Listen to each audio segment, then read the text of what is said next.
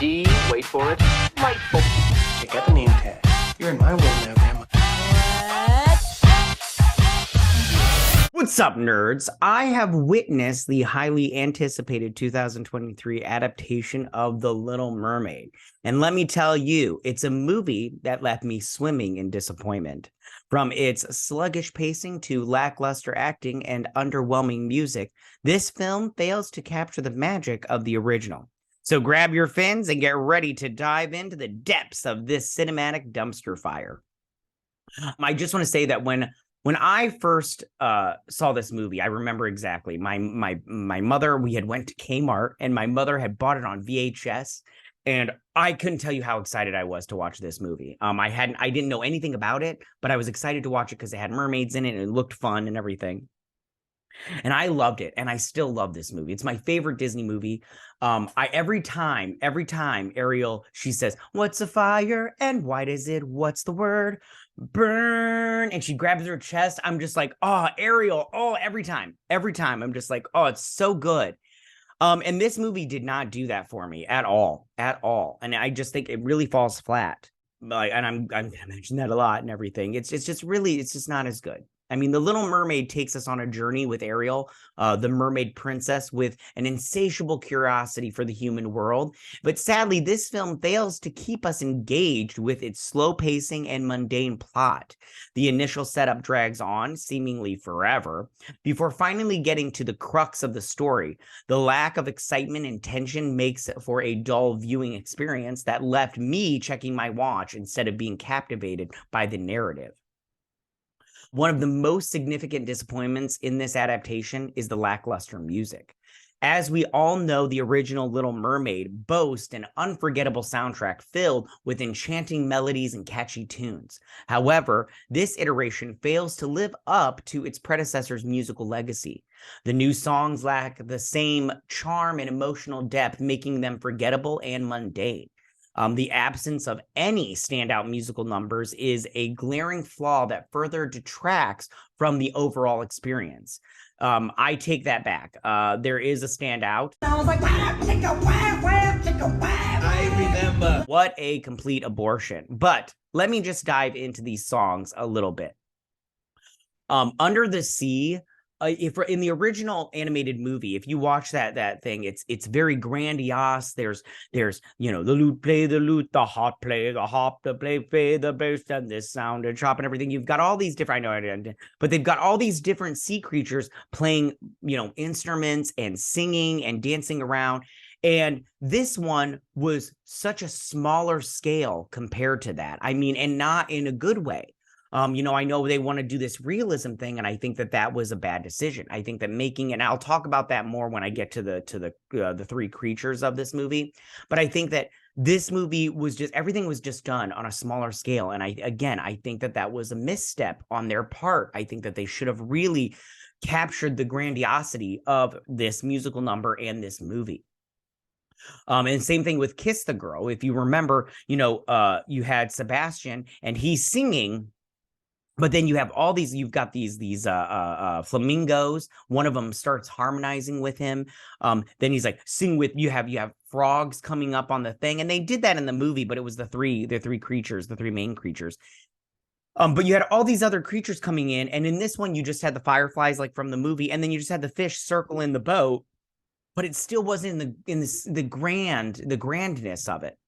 Also, with Poor Unfortunate Souls, in the animated movie, you had Ursula. She was dancing around, and it was really great. Now this one, they do have a lot of special effects and stuff is bursting all over the place, but it didn't capture what that animated movie captured. It was so wonderful, and you loved every minute of it. In this one, I just felt like it was just not on the same level.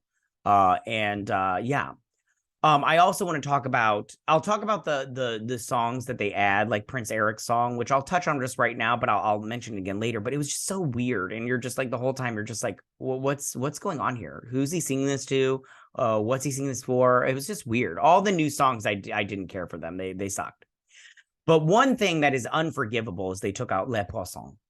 I thought that this was an unforgivable decision because I think that this song is so fun. It brings in this kind of this comedic portion of the movie that you're just like, that you just felt like it needed. And I think that this movie would have benefited greatly from Le Poisson, but they didn't have it in there. And I think that was a bad choice. It was really a bad choice. I don't know who made that decision, but shame on you for making that decision. It was really, really a dumb idea. It was dumb. You're dumb. Another area where the film flounders is in its acting department. I mean, the performances across the board can only be described as bland at best. I mean, the actors fail to bring the necessary charisma and emotional depth required to breathe life into these beloved characters. I mean, while the original animated film featured vibrant, memorable performances, this adaptation falls flat, leaving the audience detached and disinterested in the characters' fates. Speaking of these characters, I want to go over them one by one because I feel like we need to talk about their performances. Now, Halle Bailey as Ariel, first and foremost, let's acknowledge the fact that Halle Bailey possesses a stunningly beautiful singing voice, but her melodic and captivating vocals don't breathe new life into this beloved character's iconic songs. I mean, every note she hits could have been pure magic, but her voice doesn't truly capture the essence of Ariel's longing and curiosity.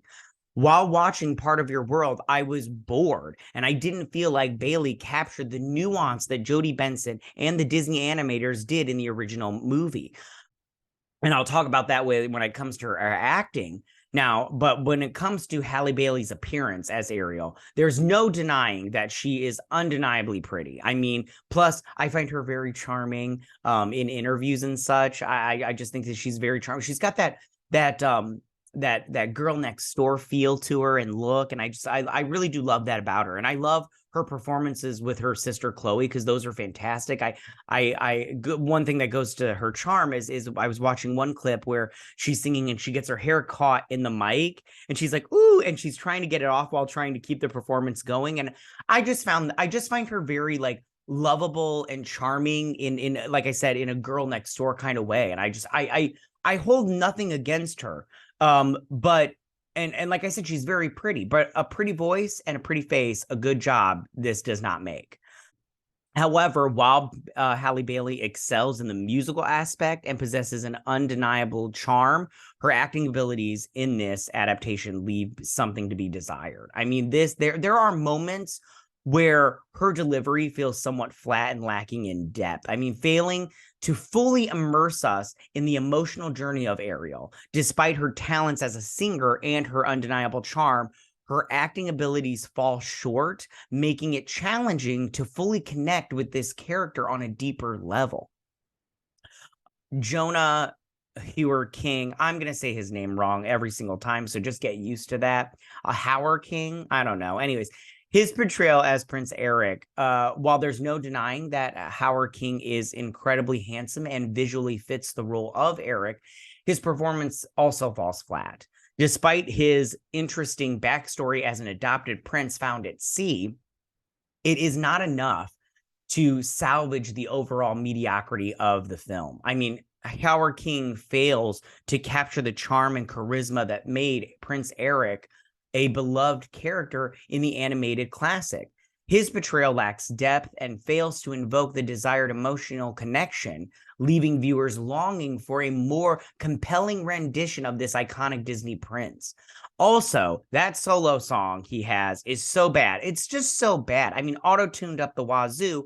Plus, in my opinion, it came from out of nowhere. It was just out of nowhere. It was just so weird. The whole time I'm all like, I think Prince Eric and his mother, I want to talk about his mother for 2 seconds, but they're just crazy people, because I'm like, who is he singing to? Who is this song for? What's going on here? It was like when his mother was talking about the secret. He's like, they want to drown us. They turn us island and drown us into the ocean, these sea creatures. And I was like, if this was real life, does the queen believe in sea creatures? She's a crazy person. Our monarch is a crazy person. And I just thought the song was just came out of nowhere and was not good. I didn't like any of the original songs or any of the new songs. They just sucked. Now, let's dive into Melissa McCarthy's portrayal of Ursula. I must admit, I never really have been a fan of Melissa McCarthy's comedic style. And unfortunately, this movie does not change my opinion on that. Her take on Ursula feels like a mere crumb when what I wanted was a whole meal. McCarthy's performance lacks the commanding presence and theatricality that we associate with Ursula. Her portrayal falls flat. Also, everybody falls flat, failing to capture the essence of the iconic sea witch. The what? I will admit that I did chuckle at that line when Ariel is crying her face off, and she's like, "Oh, poor child," and she's like, "You're the sea witch," and she's like, "The what?" I laughed. I did laugh when she was in her little weird bubble. I laughed a lot. Well, I didn't laugh a lot. I chuckled. I was like, "Ha, that's funny." Okay. But it's just disappointing to see such potential for a memorable Ursula rendition go untapped. I mean, leaving us hungry for more impactful and captivating portrayal. It wasn't good. Just wasn't good. So let's talk about Javier Bardem's portrayal as King Triton. Now, let me just start off by saying that I am usually a fan of Bardem's acting prowess. I mean, but in this film, it feels like he simply phoned it in and collected a paycheck to play the role of King Triton. I mean, there is a lack of depth and nuance to his performance that leaves his character feeling flat and one-dimensional. Bardem's portrayal comes across as wooden and uninspired, with his delivery lacking the passion and conviction needed to breathe life into this character. I mean, it's a disappointing turn from an otherwise talented actor, leaving us longing for a more captivating and memorable King Triton. Plus, as a father myself, he didn't come across very paternal. I mean, there were times where, like at the end when he's like, he really does love her, and he's like, he does, my king, and he's all like, then it's gonna be it's like, I'm really gonna be sad because I'm really going to miss her. And I'm all like, and like when he said that, I'm like, do you even like, I get the feeling you don't even like her, dude. I mean, he felt more like a king than he did a father. And I mean, remember in the original cartoon when Ariel's crying and King Triton, he destroys that statue, and then she's crying, and then he goes to say something to her. He's like, and then he just like, he moves away and everything because he feels bad about it. But at the same time, it needed to be done, or at least he felt it did.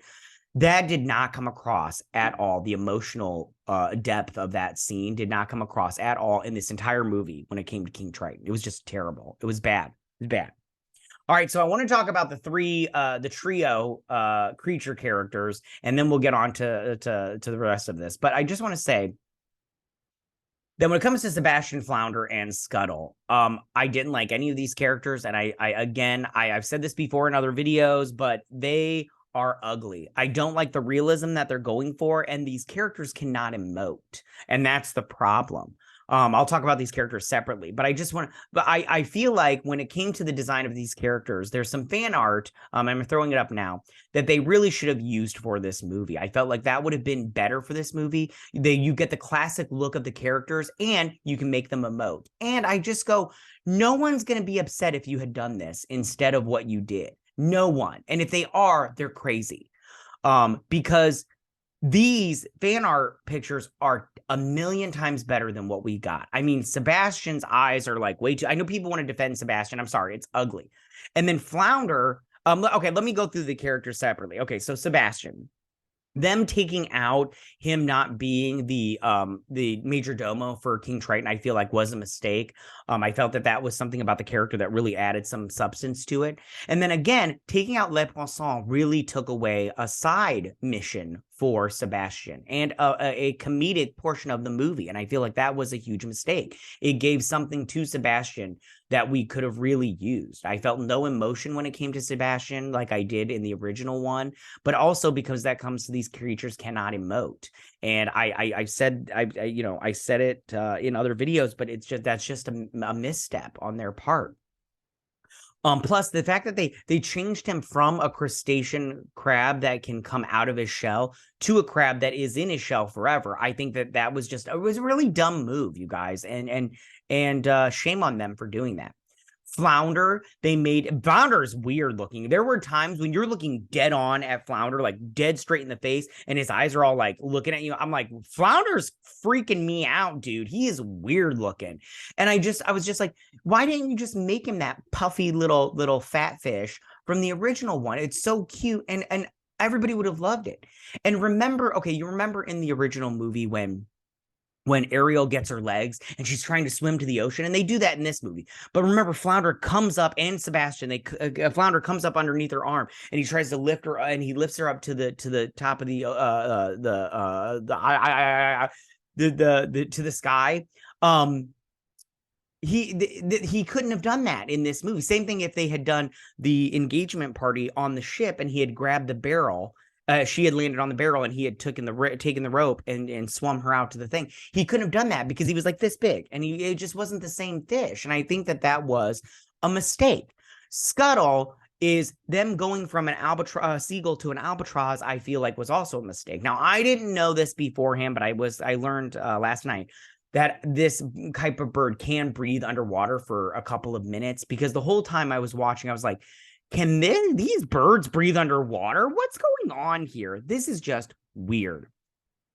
Plus, Scuttle got that rap, and that was just weird. And I just want to ask the question: why are they trying to push Awkwafina onto us? I mean, she's not going to happen. Stop trying to make fetch happen. It's not going to happen. And like Awkwafina, she's fine, but she's not that great. And musically talented, she's not. I'm sorry. Have you listened to that Badge song? So stupid. So stupid. So so these creatures, they look dumb, and they didn't do anything special for the movie. One would hope that a modern retelling of The Little Mermaid would bring something new to the table. And although they did add some smaller, interesting things, this adaptation feels like an AliExpress version of its animated predecessor. It fails while trying to provide a fresh take on the story or add any substantial elements that would set it apart. The lack of innovation and creativity limits its potential, resulting in a missed opportunity to make a lasting impact on audiences. So, in conclusion, in the vast ocean of live-action adaptations, The Little Mermaid sinks to the bottom of the barrel. Its slow pacing, unimpressive music, and lackluster performances make for a forgettable cinematic experience. This film fails to capture the heart and imagination of the original animated classic, leaving viewers yearning for the enchantment and the magic they once cherished. Unfortunately, The Little Mermaid swims aimlessly in the sea of mediocrity, making it a disappointing endeavor that fails to make a splash. All right, you guys, so that is my review for the 2023 The Little Mermaid. Tell me, what did you guys think about this movie? Did you like this movie? Did you not like this movie? What was your favorite part? Who was your favorite character? What'd you feel about that rap? You didn't like it. You couldn't like it. There's no way. But just tell me what you guys think about this movie overall. Go ahead and leave all your comments in that section down below. If you like this video, go and hit that like button. You know, I won't mind. If you're new to my channel, please hit that subscribe button. I'd greatly appreciate it. And I will see you guys on my next movie review. You guys have a good day. Bye.